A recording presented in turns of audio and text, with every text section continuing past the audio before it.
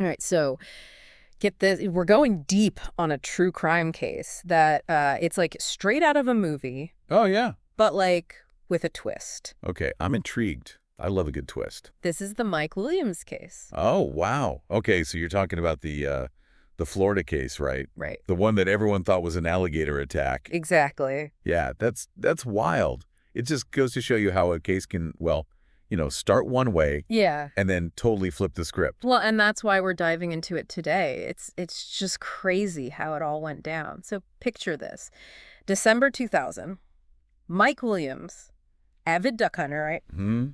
Goes out for a solo trip on Lake Seminole. Lake Seminole. In Yeah. Florida, never comes back. And this is where that alligator theory comes in, right? Yeah, I mean, Lake Seminole is known for its gators. Yeah, exactly. I mean, it's like prime alligator territory. So naturally, when someone disappears there, Yeah. people jump to that conclusion. It was like the obvious explanation, right? Tragic accident, case closed. Seems straightforward enough. But, even back then, some folks weren't buying it. Really? Yeah. I mean, think about it. Mike was an experienced hunter. Right. He knew those waters. He knew the risks.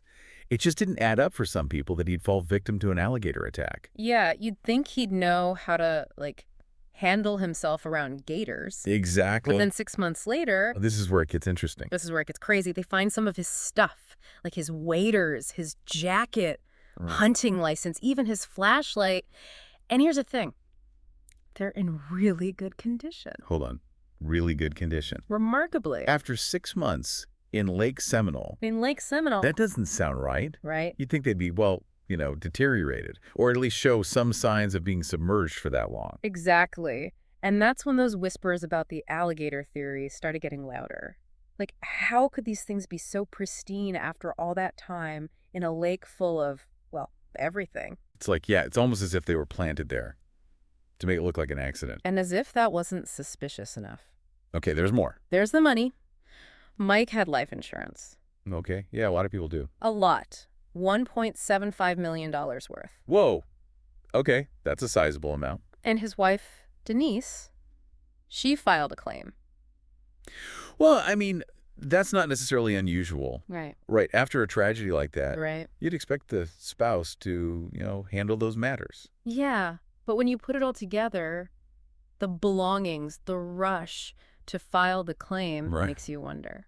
Yeah, there are definitely some red flags popping up here. And then there's the fact that Denise really pushed to have Mike declared legally dead Wait, how soon after he went missing? after just 6 months. 6 months. Wait, That's not the usual procedure, is it? No, not at all. Usually it's 5 years. So, yeah, she was definitely in a hurry to have him declared dead. That's It's pretty unusual. very unusual. And, that combined with the life insurance payouts, Yeah. people started talking. Oh, yeah, those whispers got even louder. They did. And then you have Cheryl Williams, Mike's mother. Ah, sure. She comes into the picture, and she absolutely refused to believe the alligator theory. She was convinced from day one that something wasn't right. It's like a mother's intuition. Totally. And Cheryl, she was relentless. For years, she campaigned for answers. Wouldn't let her son's case just fade away. What kind of things did she do? Oh, she was out there, holding signs outside of churches, writing letters to the governor, even put up billboards, anything to keep people talking about Mike. Wow, that's some serious dedication. She was determined to find out what really happened to her son. It's really remarkable. I mean, to keep fighting like that for so long, it takes a lot of strength and resilience. Yeah. Especially when it seems like everyone else has accepted the official story. And you know what? Cheryl's persistence, it paid off. It did. But not in a way anyone could have predicted. Okay, now I really want to know what happened. It involves someone who was supposed to be Mike's closest friend, Brian Winchester. Brian Winchester. Wait, wasn't he part of the search party? He was. Oh, boy. And it turns out Winchester and Denise, they were having an affair before Mike even vanished. Whoa. Okay, hold on. So the best friend and the wife. Suddenly, the accident, it doesn't seem so accidental anymore. This is getting juicy. That's So right. what happened next? Well, that's where things take a really dark turn. And that's a story for part 2. Okay, an affair. So the plot thickens. Yeah, it does. And it really makes you think about the people we trust, The ones we think we know. Right, like how well can you ever really know someone? This whole case is like a textbook example of deception. Absolutely. I mean, Yeah. to think they were able to pull this off for so long. And the planning, It's crazy. The level of detail. They really thought of everything to make it look like an alligator got him, like choosing Lake Seminole. Oh, yeah. That was no accident. I mean, with its reputation. Right, right. It's like the perfect place to stage an alligator attack. Then leaving Mike's boat and gear behind, like he just vanished. Adding to the whole, he fell victim to a gator story. And remember how some of his stuff turned up later? Like, suspiciously well preserved. Oh, yeah, that's right. After months in the water. It's almost like they planted it there to keep that alligator theory alive. It's possible. I mean, they were playing the long game, weren't they? And for a while it worked. People believed them. The case went cold. Denise got the insurance money. And moved on with her life. It's like they almost got away with it. Almost. But they didn't count on Cheryl. Cheryl. She never gave up. Never accepted that easy answer. She just knew in her gut that something was wrong. It's pretty amazing when you think about it. Cheryl, with no investigative experience, Just a mother's love for her son. kept this case alive for years. It was her persistence that really paved the way for the truth to come out. It's inspiring, really.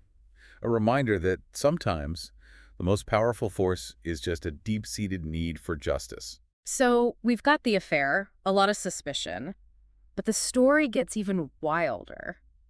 Years later, Winchester, he confesses. He confesses to everything. He admits to murdering Mike at Denise's request. Whoa. And get this, they staged the scene to look like an accident. Wait, so they planned the whole thing? Meticulously. At first, they were going to try and make it look like Mike drowned accidentally, but That didn't work. didn't go as planned. So Winchester ended up shooting Mike and burying the body. That's cold-blooded. It's chilling. I mean, the level of betrayal here is just staggering. Not just the murder, but the fact that it was the best friend involved in all of this. It really makes you question human nature, you know, like what could drive someone to do something like this? It seems like greed played a big part, right? The life insurance money, a new life with Winchester. I mean, those are some pretty strong motives. But who knows? Maybe there was more to it than that. Right. Like, what was their relationship really like? Yeah. What was going on behind closed doors? Like, we can speculate. We can look at the evidence. But we might never fully understand what led to this. And then there's Winchester. What was his motivation? Loyalty to Denise. Maybe he was afraid of getting caught. Or was it something else entirely? It's hard to say. But this case definitely shows us the dark side of human nature. It makes you think about the choices we make, the lines we cross. And how easily things can spiral out of control. This wasn't just a family tragedy, you know, it impacted the whole community. Oh, absolutely. Imagine thinking you know someone and then finding out they're capable of this. It's unsettling, to say the least. Makes you wonder, if you were in their shoes, would you have seen through the lies? Right.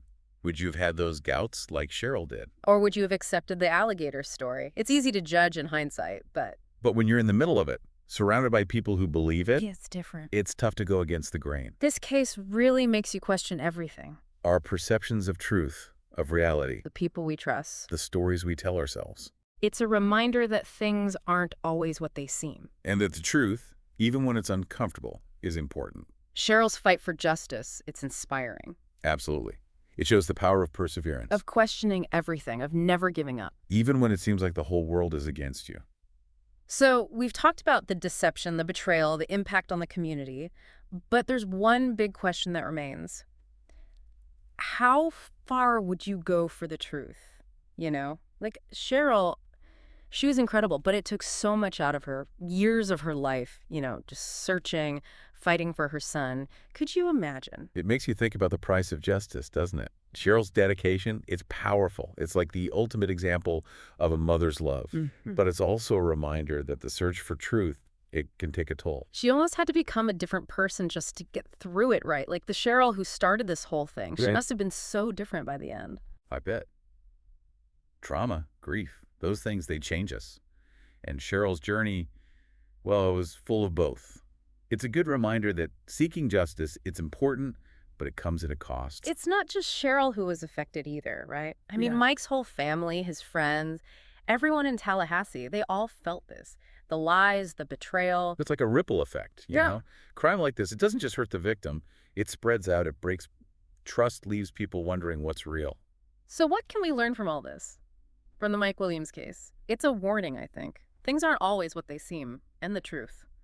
It can be a lot darker than we expect. Definitely. Yeah. It tells us to think critically, to question everything. Don't just take things at face value, especially if someone's benefiting from the story.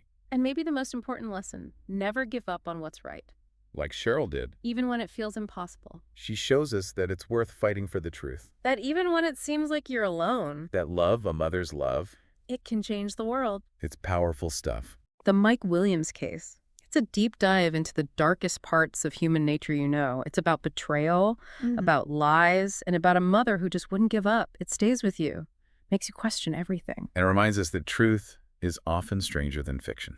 Thanks for joining us for this deep dive into the Mike Williams case. Don't stop searching for the truth, question everything, and never underestimate a mother's love.